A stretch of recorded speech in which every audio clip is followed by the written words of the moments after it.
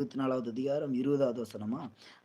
என் நாமத்தை உபயோகப்படுத்துகிற, யூஸ் பண்ற எல்லா இடத்துக்கும் நான் வந்து உங்களை ஆசீர்வதிப்பேன். ஆமென், ஆமென். இயேசப்பாங்கிறதான நாமத்தை, அந்த பேர சொல்ற இடத்துக்கு அவர் கடந்து வருகிறார். ஹல்லேலூயா! இந்த காலை வேளையில இயேசு என்கிற நாமத்தை உச்சரிப்போமே! எல்லாருமா சேர்ந்து இயேசு, இயேசு, இயேசு என்கிற நாமத்தை உச்சரித்து நம்ம ஸ்தோத்திரம் பண்ணுவோம். இயேசப்பா உமக்கு ஸ்தோத்திரம், இயேசப்பா உமக்கு ஸ்தோத்திரம், இயேசப்பா உமக்கு ஸ்தோத்திரம். இப்படி நம்ம அவருடைய நாமத்தை உச்சரிக்கும் பொழுது, அவர் வந்து நம்மை ஆசீர்வதிக்கிறார். ஹல்லேலூயா! ஆமென். நம்முடைய எல்லா குறைவுகளையும் அவர் நிறைவாக்குகிறார். ஆமென். அந்த ஒரு விசுவாசத்தோட இயேசு என்கிற நாமத்தை உச்சரித்து, என் நாமத்தை பிரஸ்தாபப்படுத்துகிற எந்த இடத்துக்கும் நான் வந்து உங்களை ஆசீர்வதிப்பேன் என்று சொன்னார். சொன்னவர் மனுஷன் அல்ல, சொன்னவர் வாக்கு கொடுத்தவர் தெய்வம்.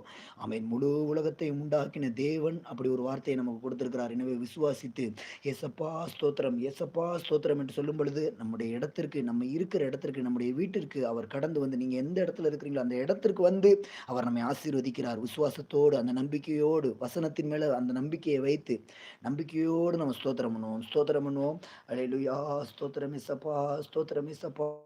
ஸ்தோத்திரம் ஏசப்பா, ஸ்தோத்திரம் ஏசப்பா, ஸ்தோத்திரம் ஏசப்பா, ஸ்தோத்திரம் ஏசப்பா. என் நாமத்தை உச்சரி